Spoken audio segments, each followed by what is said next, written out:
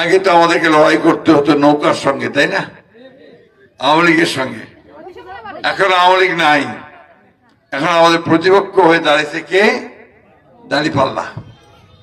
এই দাঁড়িপাল্লা এলাকাতে আমি ইলেকশন করছি এর আগে 91 সালে, আমাদের মনে আছে কিনা? তখন দাঁড়িপাল্লা একা ইলেকশন করছিল, এখানে কিছু ভোটও তারা পেয়েছিল, কিন্তু সামগ্রিকভাবে তারা জয়লাভ করতে পারেনি। আজকের এই ইলেকশনটাতে আমরা তাদেরকে দেখতে পাচ্ছি একটা অদৃশ্য শক্তি হিসাবে কাজ করতেছে। তো আমরা এই ইলেকশনে সরাসরি কথা বলতে চাই, রাগঢাক করতে চাই না। জামাতে ইসলাম বাংলাদেশের স্বাধীনতা যুদ্ধের সময় তারা বিরোধিতা করছে স্বাধীনতার। আপনারা কেউ ওটাকে অস্বীকার করতে পারবেন? আরেক ইতিহাস আছে যেটা আবার অনেকে আমরা জানি না। আমাদের বাবা বলতেন, আমার আব্বা বলতেন, উনি বলতেন যে তোমরা জানো না পাকিস্তান আন্দোলনেরও ওরা বিরোধিতা করছিল, ওরা পাকিস্তানও চায় নাই, বাংলাদেশও চায় নাই।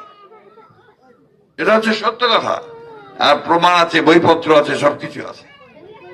শুধু তাই নয়, বাংলাদেশের আন্দোলনের সময় ওরা পাক সেনাদের বাহিনীকে সহযোগিতা করছে। আপনাদের এলাকার হিন্দু মানুষেরা তার অনেক ভুক্তভোগী হয়েছেন, বুঝছেন না?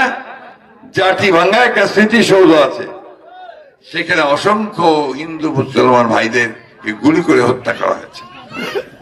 এখন আমার প্রশ্ন ভাই, যে দলটা আমার বাংলাদেশে বিশ্বাসই করতো না, সেই দলটাকে আমার বাংলাদেশকে নিরাপদে রাখতে পারবে?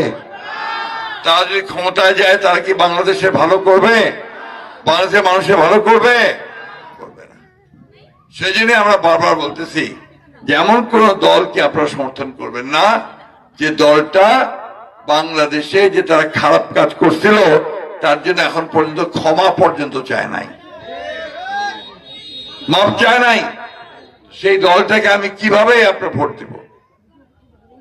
এই জন্যই আমি আপনাদেরকে অনুরোধ করছি যে ভোট আমরা দিব সব সময় বাংলাদেশের স্বাধীনতায় যে বিশ্বাস করে, বাংলাদেশের পক্ষে যে থাকে, তাকেই আমরা ভোট দেব।